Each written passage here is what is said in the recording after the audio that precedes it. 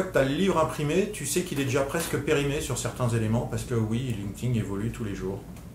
L'idée, c'est l'humain derrière, à quoi ça sert, et ça, LinkedIn, c'est qu'un outil. C'est du networking en ligne. Tu as un ordinateur portable, tu as un téléphone portable, tu as des post-it, tu as un bloc-notes, tu as un outil en plus pour aller te connecter à des humains. Ça s'appelle LinkedIn, c'est un outil digital.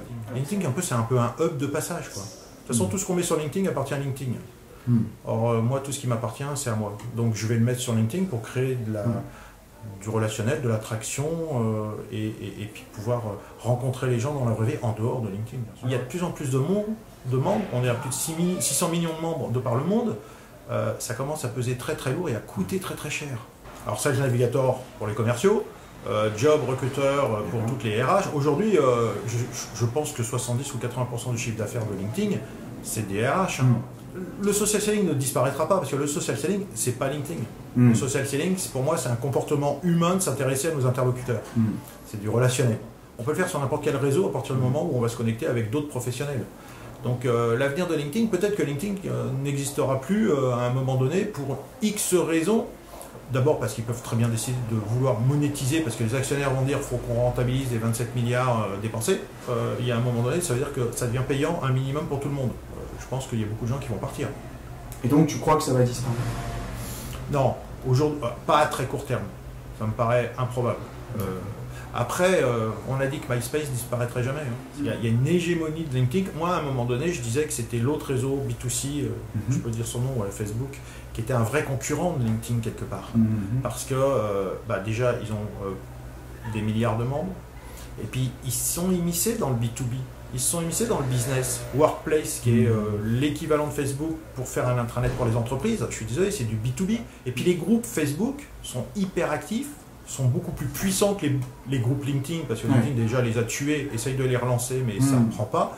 Donc les gens sont partis sur Facebook et tu as plus de fonctionnalités, tu as plus de possibilités, et puis tu as des échanges business qui se font. Tu sais, entre ce qu'on dit, ce que la presse dit et la réalité des chiffres, Facebook se porte très très bien.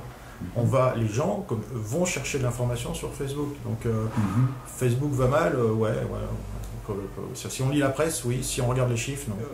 Quand tu formes des commerciaux, je ne parle pas de réseaux sociaux, quand tu formes des commerciaux à la vente, tu leur expliques avant tout l'écoute de l'interlocuteur.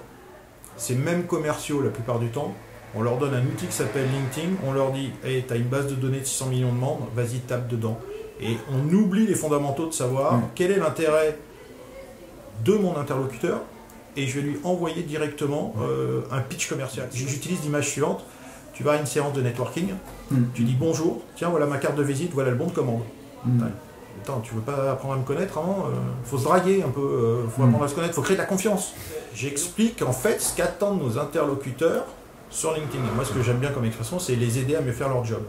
Les aider à mieux faire leur job, c'est quoi? C'est leur fournir de l'information qui leur permet de comprendre le secteur d'activité dans lequel ils sont. Comment moi, à un certain niveau, je peux les aider, comment je vais décrypter. En fait, c'est du relationnel. C'est exactement ce qu'on fait dans la vraie vie. Pour moi, on ne vend rien sur les réseaux sociaux. On crée du relationnel pour sortir des réseaux et avoir la possibilité d'être intégré dans les appels d'offres.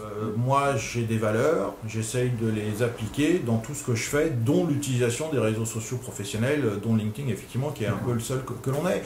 Après, la vraie règle, pour moi, c'est test and learn. Si tu fais de la masse et ça marche, ben, vas-y, continue jusqu'à ce que tu aies tout cramé. Mais j'envoie 100 messages, j'en ai un qui répond et qui achète. Et tu dis, ouais, ça marche. Sauf que sur LinkedIn, c'est un homme qui parle à un autre homme. Une femme qui parle à une femme, un homme qui parle à une femme, etc. Donc, ce que tu n'as pas comme data en retour, c'est la réponse des 99 personnes qui ne t'ont pas répondu. Qu'est-ce qu'ils ont perçu de toi alors que tu es identifié comme professionnel et que tu as essayé de leur vendre quelque chose? Les réseaux ne sont que des outils au service des humains pour faire du business. Si on se place dans un cadre, je vends, que ce soit à un professionnel ou à un consommateur final. Donc, ça fait plus de 4 ans que je partage et que je fais évoluer chaque édition. Celle-ci a vraiment évolué parce que je pense je l'ai construit sur un triptyque d'être présent, connu, reconnu. Présent, tu crées un profil, bah, tu es présent mais tu n'existes pas. Connu, c'est parce que tu vas interagir sur les contenus des autres. Tu vas créer tes contenus, tu vas les publier. Et reconnu, c'est quand les gens vont interagir sur tes contenus et puis surtout te sortir du réseau et te recommander.